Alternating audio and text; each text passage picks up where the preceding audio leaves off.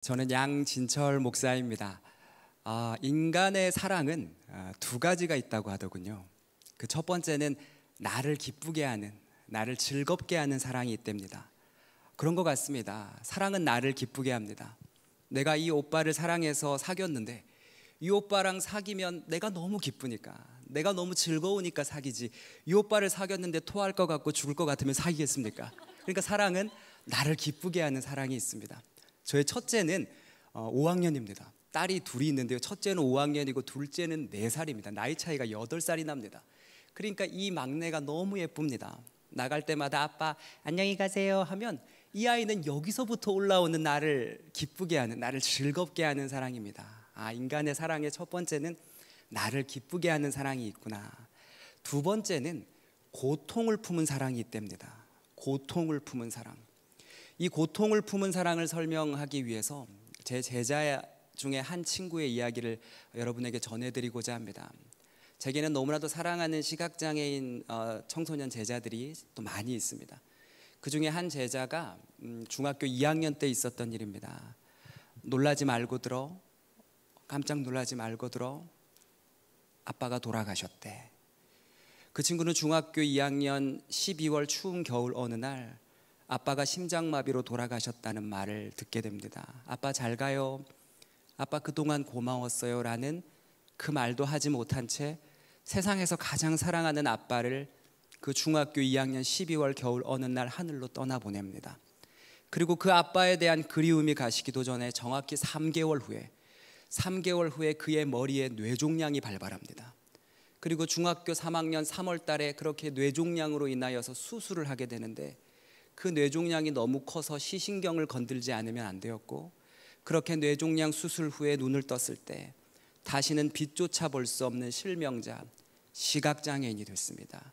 그러니까 중학교 2학년 12월 달에는 세상에서 가장 사랑하는 아빠를 하늘로 떠나보내고, 그 아빠에 대한 그리움이 가시기도 전에 정확히 3개월 후에는 자기의 눈까지 다 멀어버린, 영화관 가서 똑같이 팝콘 먹는 거 좋아하고 삥 꽂은 자기 얼굴 보는 거 너무 좋아하는 그저 평범한 중학교 3학년 아이였는데 그렇게 하루아침에 실명 시각장애인이 돼버린 겁니다. 그래서 한 번도 배우지 않았던 점자를 배우고 독립보행을 배웁니다. 그렇게 쉽지 않은 기초재활 훈련을 하고 그 다음 해에 고등학교 1학년 때 국립서울맹학교에 입학을 하고 그 서울맹학교의 그 안에서 기독학생의 지도 목사였던 저를 만난 겁니다.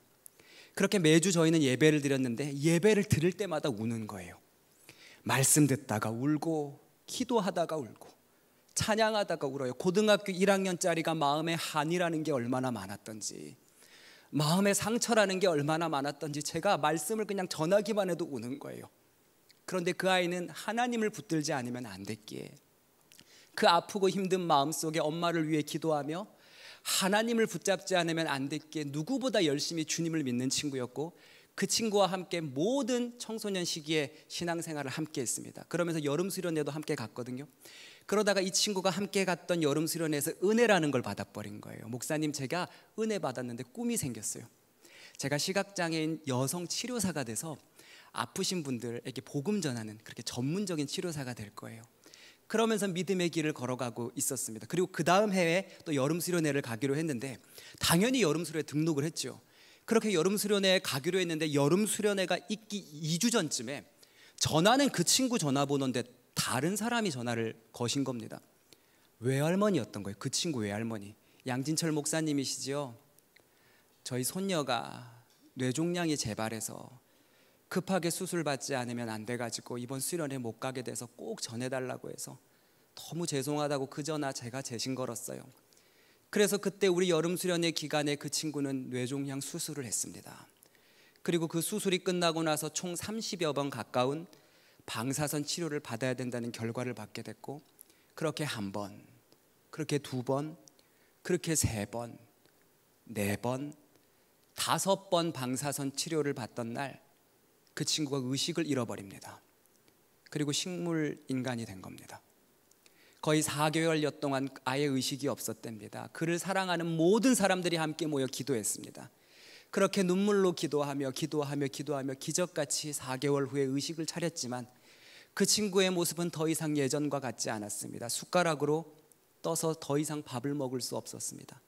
호수로 코에 연결을 해서 영양분을 공급해야 했고, 누군가의 부축이 아니면 일어날 수 없었고, 더 가슴이 아픈 건 그 예민한 나이에, 그 예민한 여자의 나이에 뒤를 누군가에게 맡겨야 했으며, 더 가슴이 아픈 건 여러분, 시각장애인은 눈이 안 보이기 때문에 말로 소통하지 않겠습니까? 그런데 말을 할 수 없었습니다. 말을 할 수 없으니 얼마나 힘들었겠습니까? 2년이라는 시간 동안 끔찍한 재활훈련을 받았습니다. 정말 쉽지 않은 재활훈련을 받았고, 너무나도 감사하게도 조금씩 그 친구는 좋아져 갔습니다. 그리고 어눌하지만 찬양이 들려오면 교회 가고 싶어 엄마, 교회 가고 싶어 엄마. 저는 자주 신방하고 통화를 했기 때문에 명절 때 엄마가 전화가 오셨어요.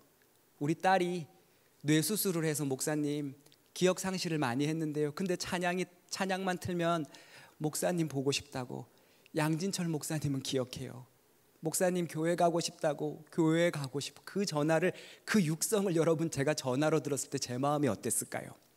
여러분, 혹시 오늘 이 예배의 녹화장에 여러분의 다리로 지금 이 자리에 여러분이 앉아 있다면, 방금 찬양 사역자님의 그 찬양을 들으며 가슴에 손을 얹고 두 눈을 감고 두 손을 올리며 주님 앞에 찬양할 수 있었다면, 여러분 다 가진 겁니다.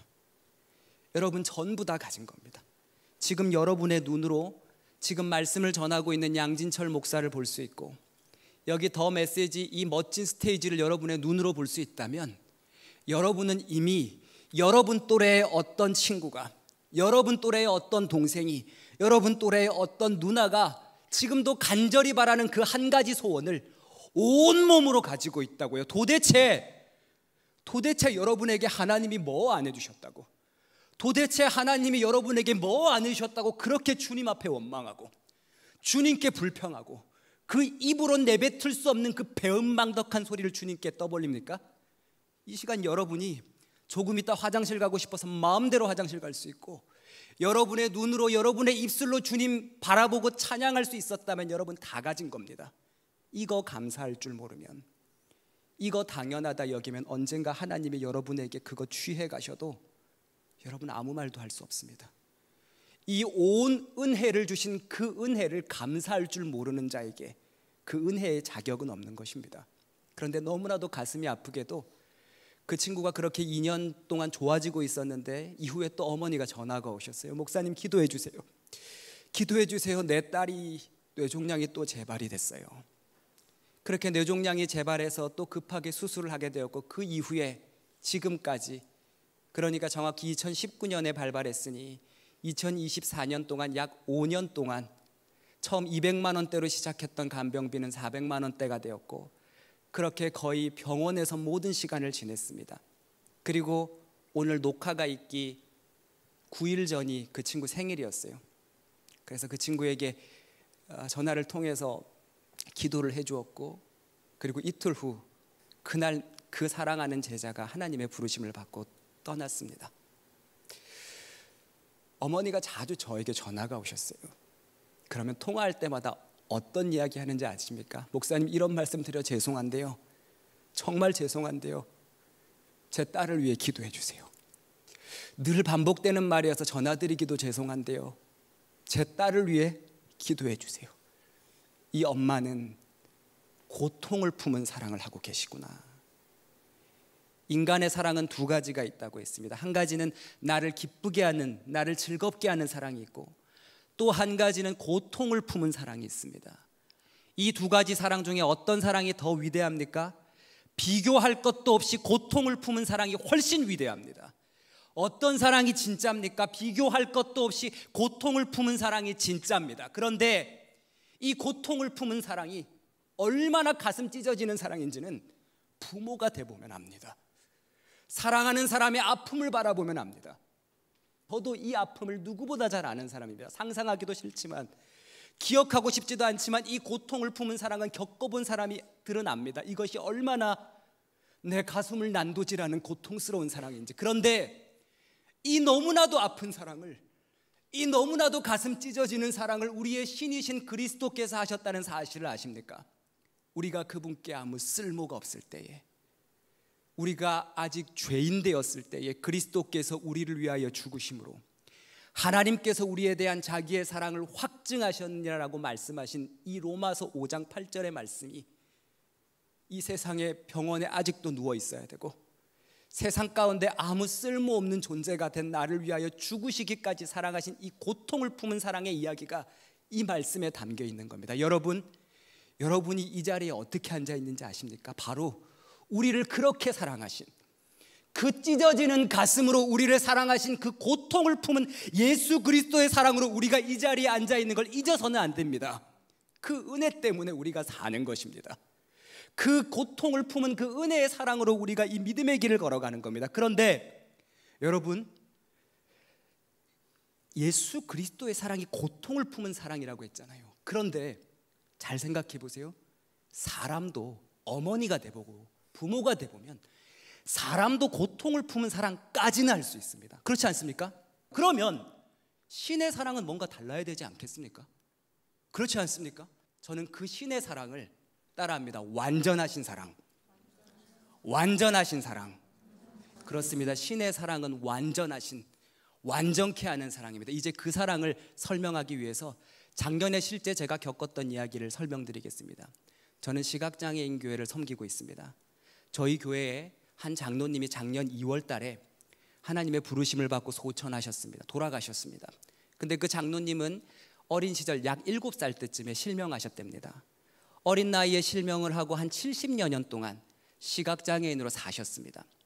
70년을 넘는 시간 동안 시각장애인으로 사셨지만 그분은 눈이 보이지 않았지만 그분의 눈은 예수님을 향하고 있었고, 그래서 그분은 눈은 보이지 않으셨지만 교회 벽돌 하나하나를 짚어가며 성도를 위해서, 교회를 위해서 기도하는 너무 귀한 믿음의 장로님이셨고, 저와 같은 믿음의 후배들을 위하여 정말 사랑하시는 정말 존경스러운 믿음의 장로님이셨습니다. 그러니까 그 장로님이 돌아가실 때 얼마나 많은 우리 믿음의 후배들이 함께 했겠습니까? 그 장례식장 속에 수많은 시각장애인 후배들이 그 장로님의 장례에 함께 했습니다. 그리고 마지막 날 모든 장례를 마치고 제가 한 시각장애인 여자 권사님을 모시고 지하철로 가는 길이었습니다. 그렇게 지하철로 그 권사님을 모셔드리고 가고 있는데 그 시각장애인 권사님이 저에게 이렇게 말씀하시는 거예요. 목사님, 윤 장로님 천국 가셨지요? 천국 가셨겠지요? 그럼요 권사님, 윤 장로님 천국 가셨지요. 천국에서는 누구보다 밝은 눈 뜨셔가지고 예수님과 함께 정말 행복한 찬양 부르고 있을 거예요. 그래요 목사님. 그러면은 윤 장로님 천국 가셨으면 거기서 조 집사님도 만나고 강 권사님도 만나고 또 구 집사님도 만났겠어요. 이러면서 막 이렇게 얘기를 하시는 거예요. 그 권사님이 말씀하신 구 집사님, 강 권사님, 조 집사님은 누구시냐면 장로님보다 2, 3년 전에 먼저 하늘나라에 가신 분들이에요. 그러게요 권사님, 그러게요 권사님. 그러면 우리 예능중앙교회 천국 동문회는 와, 이 땅에서는 서로 안 보였어도 와, 천국 가면 눈 좀 밝아지겠어요. 뭐 2.0 정도겠어요. 막 3.0, 4.0, 8.0 안 되겠어요. 8.0 돼가지고 완전 좋은 눈으로 막 서로 보면서 막 그렇게 찬양하겠어요. 막 그랬더니 갑자기 권사님이 그럼 목사님, 그러면 천국 좀 별로 안 가고 싶을 수도 있겠는데요. 이런 얘기를 하시는 거예요. 왜 그러냐면 여러분들 이해해 주시고 들으십시오. 저는 우리 교회를 거의 20년 가까이 섬겼기 때문에 제가 아들처럼 컸습니다. 그래서 그 이제 먼저 돌아가신 그 권사님, 집사님, 장로님과 너무 친해요. 근데 한 집사님은 죄송하지만 이 배가 좀 이렇게 많이 나오셨고, 또 한 권사님은 이제 목소리는 너무 예쁘신데 아무래도 연세가 있다 보니까 이제 주름이 좀 자글자글 하셨습니다. 그리고 이제 한 분은 또 이렇게 이제 좀 머리가 좀 이렇게 그러셨었습니다. 그러니까 이제 그날과 그때에 딱 이제 가가지고 눈도 좀 밝아지고 있습니까? 2.0, 5.0, 한 8.0 되잖아요.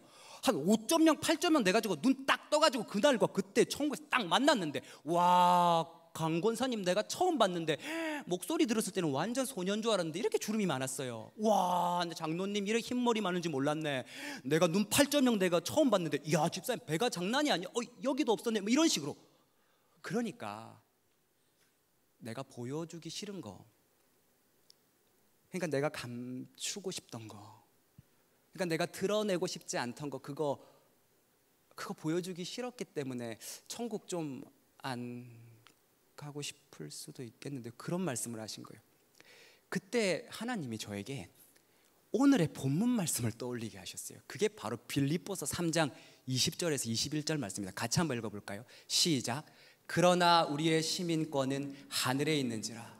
거기로부터 구원하는 자 곧 주 예수 그리스도를 기다리노니 그는 만물을 자기에게 복종하게 하실 수 있는 자의 역사로 우리의 낮은 몸을 자기의 영광의 몸의 형체와 같이 변하게 하시리라. 우리의 낮은 몸을,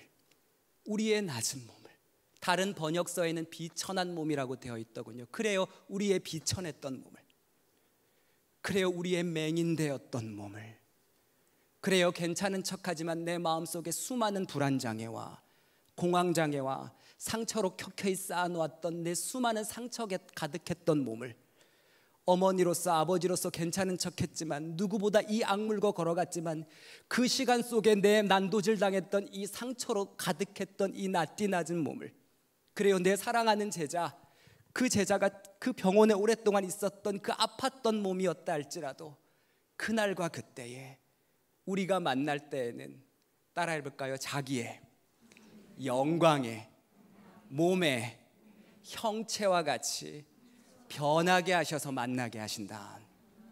아멘입니까? 여기서 자기의 영광의 몸의 형체는 예수의 몸의 형체를 말합니다. 그러니까 이 땅에서는 수많은 아픔과 상처와 누군가에게 털어놓을 수 없는 내 수많은 비밀로 가득한 아픔과 눈물로 가득했던 몸이었다고 할지라도 그날과 그때에 우리가 만날 때에는 예수와 같은 영광스러운, 예수와 같은 영화로운 완전한 모습으로 변화되어서 만나게 하시겠다는 것입니다. 이것은 더 정확히 말하면 부활의 몸을 상징합니다. 그러니까 상상해 볼까요? 그날과 그때에 2.0이 아니라 5.0, 8.0 돼가지고 딱 그날과 그때 서로 만났을 때 강권사님하고 윤장로님 딱 보면 뭐라고 하겠습니까? 와, 윤장로님, 내가 여기 와서 처음 눈 떠가지고 장로님 처음 봤는데 이렇게 예수님처럼 영화로운 모습이셨어요. 제 장모님은 초등학교 4학년 때 폭탄 사고로 인해서 눈에 폭탄 파편이 박혀서 안구를 적출하셔서 4학년 이후로 단 한 번도 세상을 본 적이 없습니다. 그러니까 제 사랑하는 아내의 그 예쁜 얼굴을 자기가 10달 동안 뱃속으로 낳은 딸임에도 불구하고 단 한 번도 본 적이 없습니다. 그러면 그날과 그때에 눈을 떴을 때, 그리고 우리도 함께 그날과 그때에 만나겠지요. 그러면 그날과 그때 우리가 만나게 될 때 우리 장모님 그러지 않겠어요? 샘이 왔니? 와, 내가 여기서 눈 환하게 떠서 내 딸의 얼굴을 처음 보는구나. 이렇게 영화로운 모습이었구나.